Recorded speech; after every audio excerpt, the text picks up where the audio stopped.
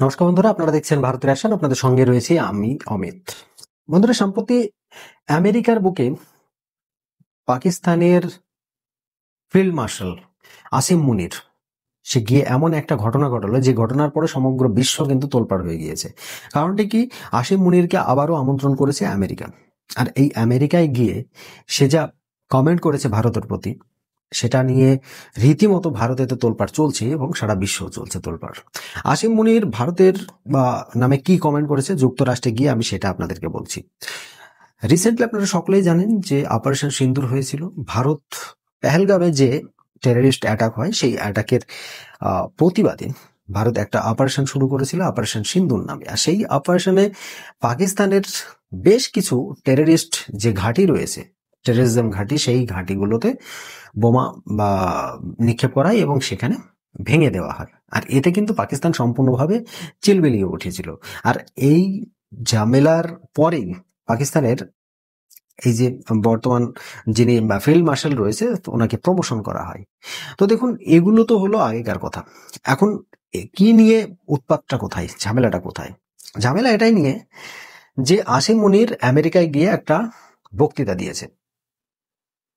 আর সেই বক্তৃতায় বলেছে যে ভারত এবং পাকিস্তানের মধ্যে যদি পরমাণু যুদ্ধ হয়, তাতে সমগ্র পৃথিবীর প্রায় অর্ধেক পাকিস্তান নিয়ে চলে যাবে। মানে এক কথায় সে বোঝাতে চাইছে যে পাকিস্তানে এত পরিমাণে পরমাণু বোমা রয়েছে যে পৃথিবীর অর্ধেক দেশকে তারা ভেঙে গুড়িয়ে দিতে পারবে। এক তো পাকিস্তান তো নষ্ট হবেই, অর্ধেক দেশকেও নিয়ে নষ্ট হবে। সচরাচর এই কথাটাই বলা হয় না যে পাকিস্তান যদি ভারতে একটা বোমা মারে, তাহলে পরের দিন পাকিস্তানের মানচিত্র শেষ হয়ে যাবে। তো সেই রকম পাকিস্তানের কথা এখন উল্টো। তারা বলছে যে ভারতের সঙ্গে যদি পরমাণু যুদ্ধ হয়, তাহলে পৃথিবীর অর্ধেক দেশকে তারা নিয়ে চলে যাবে। শুধুমাত্র এখানেই থেমে নয়, তারা আরো বলেছে যে অপারেশন সিন্দুরের পরে যে ভারত ইন্ডাস ওয়াটার ট্রিটি, যে সিন্ধু নদের জল চুক্তি নিয়ে একটা চুক্তি স্বাক্ষর করা ছিল, সেই চুক্তি ভারত সম্পূর্ণভাবে খারিজ করে দিয়েছে। এখন আর কোনো সিন্ধু নদের জন্য জল চুক্তি নেই আমাদের ভারতের সঙ্গে পাকিস্তানের। তো সেই জায়গায় দাঁড়িয়ে আমরা সিন্ধু নদের ওপর, মানে ভারতের তরফ থেকে সিন্ধু নদীর ওপর কিন্তু একটা ড্যাম নির্মাণ করা হবে। আর সেই ড্যাম থেকে আমাদের প্রচুর পরিমাণে বিদ্যুৎ উৎপাদন হবে এবং আমাদের ওই ড্যামের জল ব্যবহার করে আমরা অন্যান্য এলাকায়, যে সমস্ত এলাকায় জলের খুব ক্রাইসিস, সেই দিকে আমরা ক্যানেল করে, ক্যানেলের মাধ্যমে নিয়ে যেতে পারবো। তো এরকম একটা পরিকল্পনা চলছে। আর এর জন্য কি বলেছে আসিম মুনির? আসিম মুনির বলেছে যে আমরা চাই ভারত খুব তাড়াতাড়ি ড্যামটা বানিয়ে ফেলুক, এবং ড্যাম বানানোর ঠিক কয়েকদিন পরেই আমরা আমাদের মোটামুটি 10টা ক্ষেপণাস্ত্র মারবো, তাহলে পারে ওই ড্যামটা সম্পূর্ণভাবে ভেঙে চুরমার হয়ে যাবে। তো এই ধরনের কমেন্টগুলো সাধারণত খুব বাচ্চা ছেলেরা যারা হয়, তাদের মুখ থেকে আমরা শুনতে পাই। তো রিসেন্টলি আমেরিকাতে যে প্রেসিডেন্ট আছে, তার মুখ থেকে তো আমরা বাচ্চাদের মতোই কমেন্ট শুনতে পাচ্ছি। তো তার আমন্ত্রিত যে ব্যক্তিরা রয়েছে, তারা এর চাইতে ভালো কিছু বলতে পারবে, এটা আমাদের মোটেই আনএক্সপেক্টেড। মানে তারা খুব ভালো কিছু বলতেই পারবে না, আমরা সকলেই জানি এই ব্যাপারটা নিয়ে। দেখুন, আসিম মুনির গিয়ে ডাইরেক্টলি আমেরিকার ডোনাল্ড ট্রাম্পের সঙ্গে দেখা করেনি, প্রেসিডেন্টের সঙ্গে দেখা করেনি। সে গিয়ে দেখা করেছে কোথায়? যে সেন্ট্রাল কমান্ডের যে হেড, মানে আমেরিকা সমগ্র পৃথিবীটাকে, সমগ্র ওয়ার্ল্ডটাকে একটা একটা নয়, কতগুলি কমান্ড দিয়ে ভাগ করে রেখেছে। আর প্রত্যেকটা কমান্ডের জন্য একটা করে জেনারেল রেখেছে। তো সেই রকম সেন্ট্রাল কমান্ড বা সেন্টকম বলা যেতে পারে, সেই সেন্টকমের যিনি দেখরেখ করছেন, তার সঙ্গে ডাইরেক্ট দেখা করেছেন উনি। সেন্টকম বলতে আমাদের এই যে গালফ কান্ট্রি যেগুলো রয়েছে, পাকিস্তান, আফগানিস্তান ছাড়াও আরো যে সমস্ত কান্ট্রিগুলো রয়েছে এই সেন্ট্রালে, এশিয়া সেন্ট্রালে, তো সেই সমস্ত কান্ট্রিগুলোকে নিয়ে তারা একটা কমান্ড তৈরি করেছে। আর ওখানে একটা সেন্টকমের একটা জেনারেল একজনকে বানিয়েছে, আর তার নাম হলো জেনারেল কেন। আর সেই কেনের সঙ্গে কিন্তু দেখা করেছে আসিম মুনির। এখন দেখুন, এই জায়গায় থেকে আমরা কি বুঝতে পারছি? আমরা জানি যে কয়েকদিন আগে ইসরায়েলের সঙ্গে ইরানের ঝামেলা হয়েছিল, আর সেই সময় কিন্তু ইসরায়েলের বিপক্ষে ছিল পাকিস্তান। আর এই পাকিস্তানকে অ্যাকচুয়ালি ইসরায়েল একটা ছোটখাটো হুমকিও দিয়ে দিয়েছিল। আর অপারেশন সিন্দুরের সময় ভারতের যে সমস্ত ক্ষেপণাস্ত্র তো পাকিস্তানে মারা হয়েছে, তার মধ্যে ম্যাক্সিমাম যে ড্রোনগুলো রয়েছে, যে মিসাইলগুলো রয়েছে, তার মধ্যে অনেক মিসাইল রয়েছে যেগুলো কিন্তু ইসরায়েলের যন্ত্রাংশ দিয়ে তৈরি, মানে ইসরায়েল মদত রয়েছে আর কি ভারতে। তো এই জায়গায় দেখুন, এক তো ইসরায়েল এবং আমেরিকার মধ্যে দুটো বেশ ঘনিষ্ঠ বন্ধুত্ব রয়েছে, তার উপরে এখন পাকিস্তান এমন একটা দেশ যে দেশটাকে ইসরায়েল কোনোভাবেই কিন্তু সহ্য করতে পারে না। তো এইরকম পরিস্থিতিতে দাঁড়িয়ে কিন্তু জিও পলিটিক্সে এখন দেখা যাচ্ছে যে সম্পূর্ণভাবে পালা বদল হয়ে যাচ্ছে, উল্টিয়ে যাচ্ছে। কে কার দিকে সাপোর্ট করছে আর কে কাকে সাপোর্ট করছে না, এই নিয়ে কিন্তু সকলেই কনফিউজড রয়েছে। আর এইরকম একটা বক্তৃতা আমেরিকার বুকে গিয়ে কোনো যে একটা আর্মি চিফ বলতে পারে, এটা কিন্তু ধারণা করা যায়নি। আমরা এটা কিন্তু ভাবতেই পারিনি যে এই ধরনের কমেন্ট আমেরিকার বুকে দাঁড়িয়ে কেউ করতে পারবে। আর এই কমেন্টটা করা আমেরিকার বুকে দাঁড়িয়ে, তার মানে তো আমেরিকা সাপোর্ট দিচ্ছে পাকিস্তানকে, যে যুদ্ধ বাঁধাও তোমরা, আমরা রেডি আছি।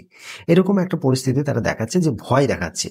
বলে না, আমি একটা কথা অনেকদিন আগে আপনাদেরকে বলেছিলাম যে প্রত্যেক রাজার একটা জল্লাদ থাকে।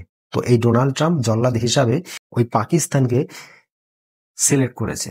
পাকিস্তানের আসিম মুনির হচ্ছে ওই জল্লাদের দৈত্য আর কি। যাই হোক, দেখুন, পাকিস্তান আমেরিকার যতই পিছন চেটে বেড়াক না কেন, তার যে আগামী দিনে কি পরিণতি হতে চলেছে সেটা আমরা সকলেই জানি।